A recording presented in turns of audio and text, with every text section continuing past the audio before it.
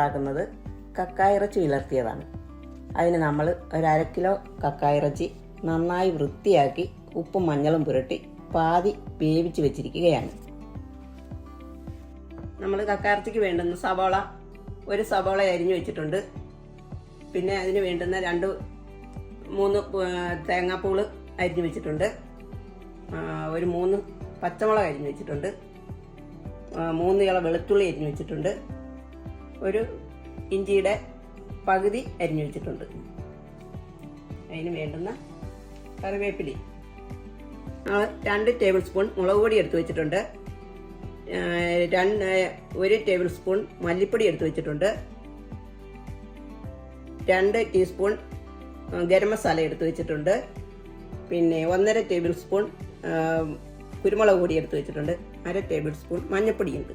പിന്നെ കടുക്, ചേരുന്ന ഉപ്പ് എടുത്ത് വെച്ചിട്ടുണ്ട്. നമുക്ക് ഈ കക്കായിറച്ചി ഒന്ന് വേവിക്കണം, എല്ലാം കൂടെ ഇട്ടൊന്ന് വേവിക്കണം. അതിന് വേണ്ടിയിട്ട് ഞാൻ ഒരു ചട്ടി അടുപ്പേ വെച്ചിട്ടുണ്ട്. അതിലോട്ട് കുറച്ച് എണ്ണ ഒഴിച്ച്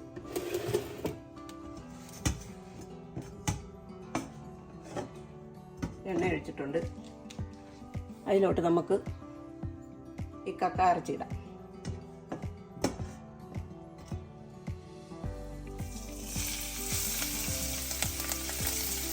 അതിൻ്റെ വെള്ളം എല്ലാം ഊറ്റിയെടുത്ത് കളഞ്ഞതായിരുന്നു, അതുകൊണ്ടാണ് എണ്ണ ഒഴിച്ചത്. അടിയിലെങ്ങാനും പിടിച്ചാലോ. ശേഷം മഞ്ഞപ്പൊടി ഇട്ട് ഇതോട്ട് കുറച്ച് മുളക് പൊടി ലേശമായിട്ട്, ഗരം മസാല കുറച്ച്, കുരുമുളക് പൊടി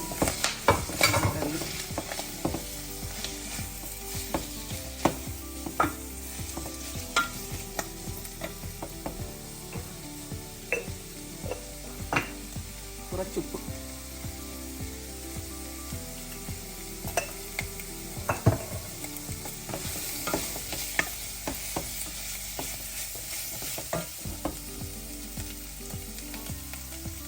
കുറച്ച് കരിയാപ്പിലയും കൂടെ ഇടുവാണേ.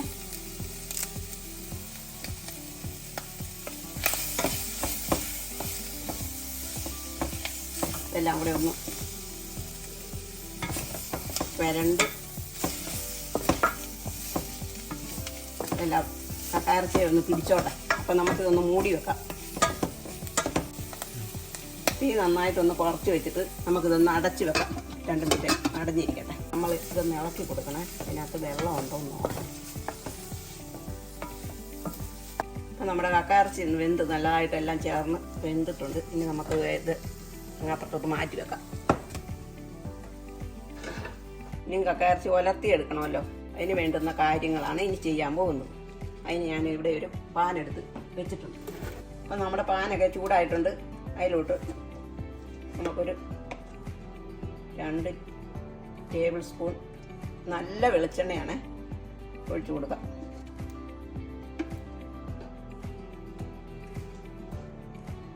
കുറച്ച് വെച്ചിട്ട് നമുക്ക് കടുകിടാം.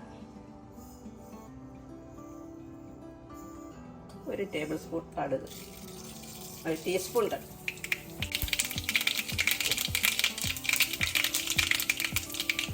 അതിലേക്ക് നമുക്ക് കടുകെല്ലാം പൊട്ടി വന്നിട്ടുണ്ട്. അതിലോട്ട് നമുക്ക് ഈ തേങ്ങ ഇടാം. അപ്പോൾ നമ്മുടെ തേങ്ങ നല്ല ബ്രൗൺ കളറായിട്ടുണ്ട്. അതിനകത്തോട്ട് നമുക്ക് ഇഞ്ചിയും വെളുത്തുള്ളിയും കൂടെ ഇടാം. അത് കൂടെ ഒന്ന് ചെറുതായിട്ട് മൂത്ത് വരും.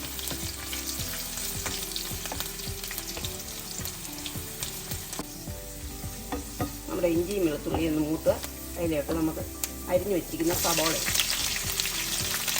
അതിൻ്റെ കൂടെ പച്ചമുളക് കൂടെ ഇട്ടേക്കാം. ഇനി എല്ലാം കൂടെ ഒന്ന് കിടന്ന് നന്നായിട്ടൊന്ന് വഴന്ന് വരും.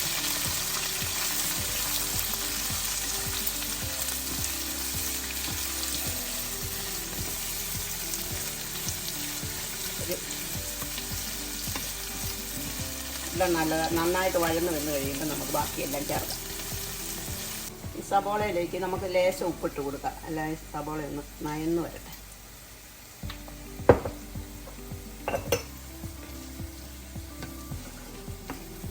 ഇനി നമുക്ക് എടുത്ത് വെച്ചിരിക്കുന്ന ചേരുവയെല്ലാം കൂടെ ഈ സവാള എല്ലാം വഴന്നതിനകത്തോട്ടിടാം.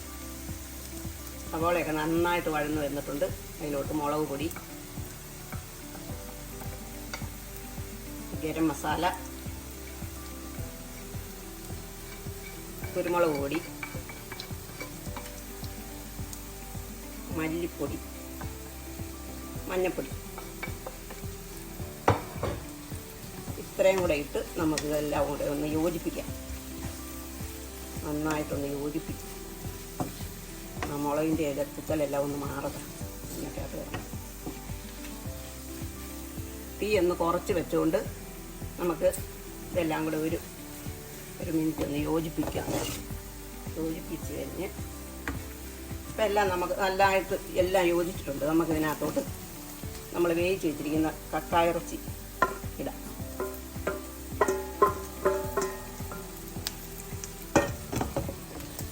ഇനി നമുക്ക് കക്കായിറച്ചിയും കൂടെ ഇട്ട് എല്ലാം കൂടെ ഒന്ന് ഇളക്കി യോജിപ്പിക്കാം. ഇനി ഇതിനകത്ത് കിടന്ന് നന്നായിട്ട് ഉലർന്ന് വന്നിട്ട് വരുമ്പോൾ നമുക്കറിയാൻ പറ്റും അത് നല്ലപോലെ പൊട്ടും. കക്കായിറച്ചി നല്ലതായിട്ടൊന്ന് പൊട്ടി വരും. അപ്പം നമുക്ക് തീ കെടുത്തി മാറ്റി വെക്കാം. ഇതൊന്ന് ഉലരട്ടെ. ഇനി നമ്മൾ ഇതൊന്ന് ഉപ്പ് നോക്കണം. ഉപ്പ് നോക്കിയിട്ട് ആവശ്യമുണ്ടെങ്കിൽ കുറച്ച് ചേർക്കാം. നമുക്കിപ്പോൾ ഇതിന് ലേശം ഉപ്പിൻ്റെ കുറവുണ്ട്. നമുക്ക് ലേശം ചേർക്കാം. ഇടയ്ക്ക് നമുക്ക് കക്കായിറച്ചി ഒന്ന് ഇളക്കി കൊടുക്കാവേ. ഒന്ന് കിടന്ന് ഉലരട്ടെ. നമ്മുടെ കക്കായിറച്ചി കിടന്ന് പൊട്ടുന്ന സൗണ്ടൊക്കെ കേൾക്കുന്നുണ്ടല്ലോ. ഇങ്ങനെ പൊട്ടി നല്ലപോലെ ഉലർന്ന് വരണം.